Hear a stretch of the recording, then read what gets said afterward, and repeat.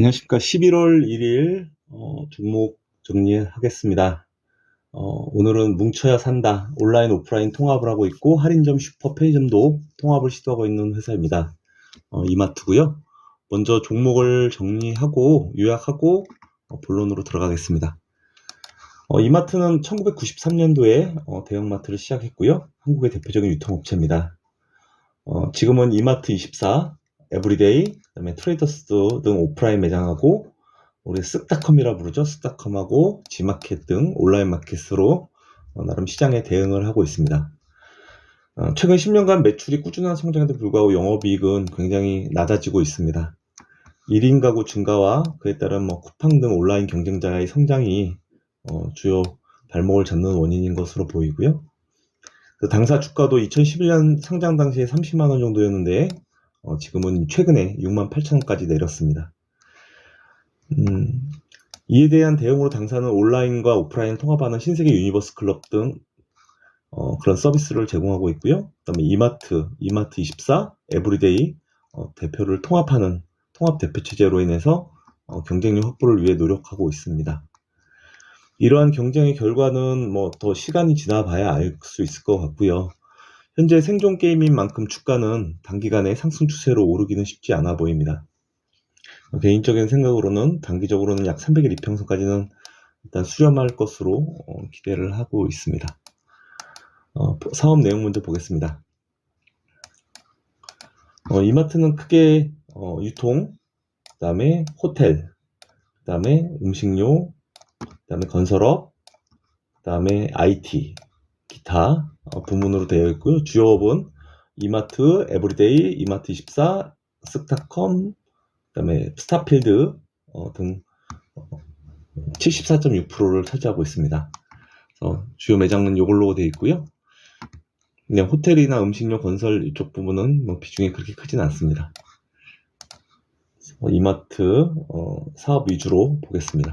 원재료는 유통업 기준으로 농협, 축협, 그 다음에 기타 음식업체들 등으로부터 구입을 해서 판매하는 유통업체입니다. 이마트 기준으로 현재 산업 특성을 한번 정리가 되어 있는데요. 잠깐 보면 지금 주가가 떨어지는 이유들이 다 써 있습니다. 대형마트 성숙화로 인한 경쟁 심화, 인플레이션과 경기 둔화에 따른 소비 위축, 그 다음에 출점 영업시간 규제, 그 다음에 1인 가구 증가와 고령화로 인한 소비 패턴 변화에 따라 이커머스 성장이 지속되고 있고 경쟁이 심화되고 있는 부분입니다. 당사는 성장 둔화 극복을 위해서 온라인 판매, 그 다음에 창고형 매장, 트레이더스죠. 그 다음에 전문점 및 복합 쇼핑몰, 최근에 티몰로, 타운몰인가요? 죄송합니다. 타운몰로 개발을 하고 있고 다양화가 시도를 하고 있습니다. 근데 아직 성과가 미흡한 것 같고요. 기타 이제 자체 개발 상품, 그죠? 노브랜드 같은 거죠. 그 다음에 해외 소싱, 해외 제품을 다 구입해서 팔면 다른 회사들하고 좀 차별화가 되겠죠.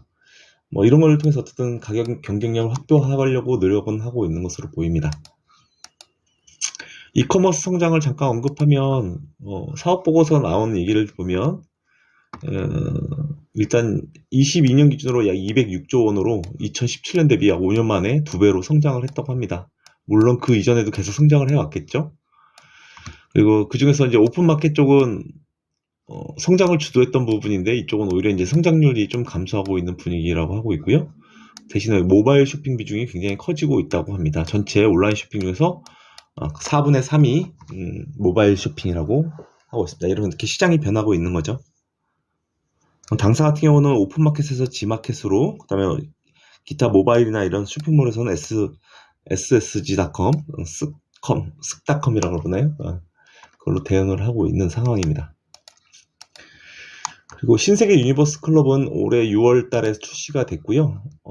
회사가 제가 그 느낌으로는 백화점, 마트, 스타벅스, 그다음에 지마켓, 옥션, 온라인과 오프라인을 통합하는 거고요. 다른 경쟁사와 다른 점은 오프라인 경험까지 줄 수 있기 때문에 나름 경쟁력이 있다라고 이 회사에선 보고 있는 것 같습니다. 주가 보겠습니다. 오늘 11월 1일 기준 종가는 74,300원이고요. 최근에 68,000에서 조금 올라오고 있는 추세입니다.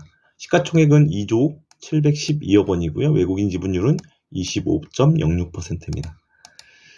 일봉으로 보겠습니다. 최근 올해 52주 기준으로 11만 9,900원이 최고가였고요. 고점 대비 현재 38% 떨어져 있는 상태입니다.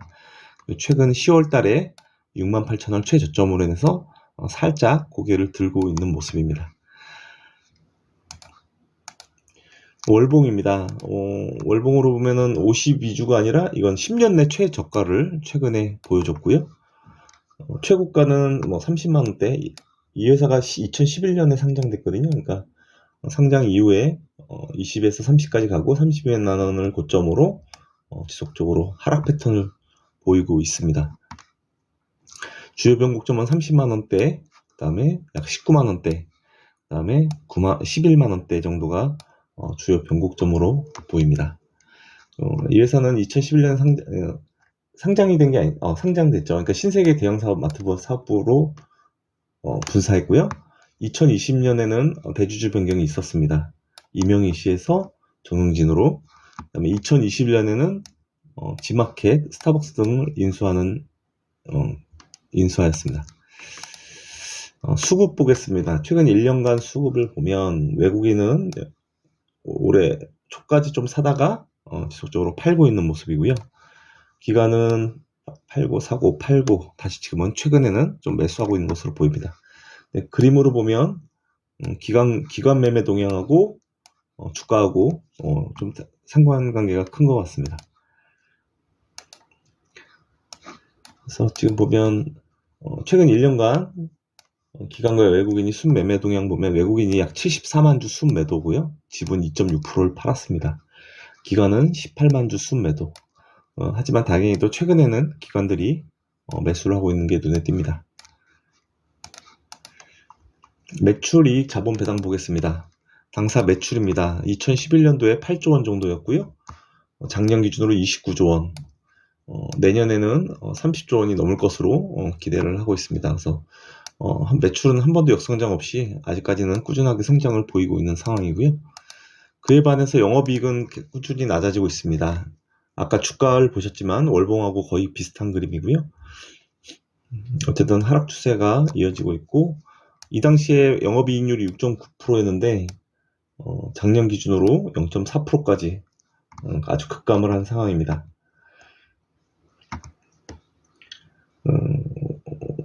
내년도 영업이익은 약 3천억 정도로 예상을 하고 있는데, 이거는 이제 나름 추정치기 때문에 사실 이거보다 부진할 가능성이 상당히 높죠. 그래서 요것만 보면은 주가가 턴어라운드가 될 것도 기대를 할 수 있지만 실제 요 숫자가 기대만큼 안 나올 가능성이 높습니다. 어쨌든 이 숫자가 나와준다면 주가는 지금 바닥을 지나고 있는 것으로 추정을 할 수가 있을 것 같습니다. 2분기 실적입니다. 3분기 실적은 아직 공시하지 않았고요. 근데 조만간 나올 것 같죠. 지금 가장 최근 건 이제 반기 보고서상의 2분기 실적이기 때문에 2분기 실적만 보겠습니다. 매출액 7조 2,700억이고요. 작년 동기보다 1.7% 늘었습니다. 하지만 영업이익은 530억 적자로 123억에서 적자가 더 커졌고요.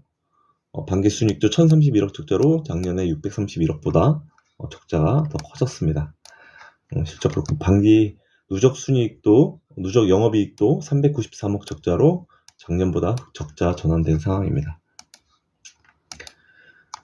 3분기 실적 예상 요 관련 보고서부터 이거는 아니고요. 3분기 실적 예상 네이버 증권에 나와 있는 자료를 참고로 하면 일단 작년 당기순이익은 1조가 나왔습니다. 여러 가지 이유가 있겠죠. 이건 회사 기업 인수나 이런 것들을 통해서. 이거 말고 지금 현재 올해는 504억 예상을 하고 있고요. 내년에는 1975억을 예상하고 있습니다. 내년도 실적만 나와줘도 PER 10배 수준으로 굉장히 건전한 회사인데 2천억만 나와도 올해는 어쨌든 500억 되면 PER 40배로 주가가 비싸다기보다는 실적이 안 좋아진 거죠. 3분기는 7조 8천억에 981억 정도 예상을 하고 있고요. 작년과 비교했을 때 크게 나쁘지는 않은 것으로 보입니다. 왜냐면 2분기 때 워낙 안 좋았기 때문에. 재무상태표입니다. 현금 1조 5천억이고요. 유동자산 5조 9천억, 비유동자산 27조 원, 부채 19조 4,900억, 자기자본 13조 5천억이고요. 부채 비율 144%, PBR은 0.15입니다. PBR이 굉장히 낮은 상태인데 부채가 워낙 많기 때문에 그 싼 회사라고만 얘기할 수는 없을 것 같습니다. 그다음에 이익도 지금 나고 있는 상태가 아니기 때문에 단지 PBR이 낮다 그래서 저평가된 주식이라고 얘기할 수는 없을 것 같습니다. 배당입니다. 최근 3년간 배당 2,000원씩 했고요. 배당 수익률은 2.69%. 이익이 꾸준히 나와주면 이 정도 배당에서 2.6%면 그냥 뭐 지금 고금리라서 그렇지 예전 같으면 나쁘지 않은 금리 배당 수익률인 것 같고요. 근데 올해 실적이 나빠지기 때문에 기존 배당 2,000원을 할 수 있을지는 모르겠습니다. 증권사 리포트입니다. 대신증권 10월 13일자고요. SSG.com, 스타컴과 G마켓 저율 상품 프로모션 자재로 영업 적자가 줄어들었다. 그리고 SCK 실적 개선으로 증익이 3분기 영업이익은 2분기보다 좋아질 것 같다라는 게 결론이고요. 대신 할인점이나 신세계건설 쪽은 부진할 것으로 보고 있습니다. SCK는 법인인데요. 과거에 스타벅스를 한국과 그러니까 이마트하고 미국 본사하고 5대5로 갖고 있다가 지금은 그걸 지분을 다 인수를 해서 매각을 한 거죠. 미국 쪽에서. 그래서 이마트가 지금 현재 최대 주주라고 합니다. 삼성증권 10월 17일자고요. 앞에서 내용은 비슷한데 그 중에서 좀 중요하게 여기는 게 이마트 에브리데이 24 대표이사를 통합했고 통합 구매에 따른 비용 감소와 시너지 효과가 기대된다라는 얘기를 하고 있고요. 그다음에 이익 증가는 9개 분기 만에 이루어지는 현상이라고 합니다. 긍정적인 부분도 있습니다. 3분기 실적은 앞에서 얘기했던 네이버에서 얘기한 것보다 좀 더 숫자가 잘 나오는 것 같습니다. 신한투자증권 10월 20일자고요. 할인점은 3분기 실적 관련해서 할인점은 선방했고 SC.com, G마켓의 영업 적자가 축소됐다. 그리고 앞에서 얘기한 거 똑같죠? 조직 개편을 통해서 이마트 에브리데이, 이마트 24 통합 대표 체제로 전환해서 비효율을 제기하고 원가율도 낮아질 것으로 보인다. 그래서 결론은 주가는 이미 최악을 반영하고 있고 향후에 이러한 결과로서 체질 개선 효과가 지켜봐야 될 것 같다라는 얘기인 것 같습니다. 종목 뉴스입니다. 뉴시스 11월 1일자고요. 3분기 실적 선방, 아직 결과는 안 나왔습니다. 신세계건설은 4분기 적자 이후 적자가 지속되고 있다. 더벨에서는 이제 에비타 얘기를 하고 있는데요. 어려운 얘기니까 간단하게 말씀드리면 영업이익은 줄었는데 에비타는 늘었다. 그래서 에비타만 보면 회사 좋아지네 라고 할 수 있지만 그게 아니고 G마켓과 스벅스 21년에 인수했을 당시에 이걸 무형자산으로 드러났는데 감가상각을 하면서 이 무형자산 감가상각이 에비타에 플러스로 가산되면서 좋게 보이는 착시현상이라고 얘기하고 있습니다. 결론 나쁜 얘기고요. 덩치는 커졌지만 이런 회사를 인수하면서 식음료, 건설 원가 상승에 오프라인 점포 수익성이 낮아지면서 실적은 악화됐다는 얘기를 하고 있는 것 같습니다. 그 앞에서 계속 얘기했던 이제 이마트 24 에브리데이 견인 대표가 이분인 것 같습니다. 이분의 어떤 실력을 한번 지켜봐야 되는 상황이 된 거죠. 다음 연합뉴스도 같은 내용이고요. 공동 마케팅 시너지 확대 얘기가 있습니다. 과거에 롯데쇼핑에서 이런 마트와 슈퍼 통합으로 인해서 매출 총이익률이 2% 개선된 바가 있기 때문에 이마트도 그런 기대를 할 수 있다라는 얘기입니다. 마지막으로 지배구조입니다. 최대 주주는 정용진이고요. 18.56%입니다. 어머니인 이명희 씨가 10% 보유하고 있고요. 아까 말씀드린 2020년에 증여를 통해서 대주주가 변경됐습니다. 그래서 신세계와 관련을 보면 기본적인 마케팅이나 아까 유니버스 클럽이나 이런 건 같이 하겠지만 기본적으로 지분 관계는 없습니다. 동생인 정유경 씨가 신세계를 물려받았고 오빠인 정용진 씨가 이마트를 물려받은 구조고요. 지분 관계도 똑같습니다. 어머니가 10%씩 갖고 있는 상태고요. 여기까지 하겠습니다. 감사합니다.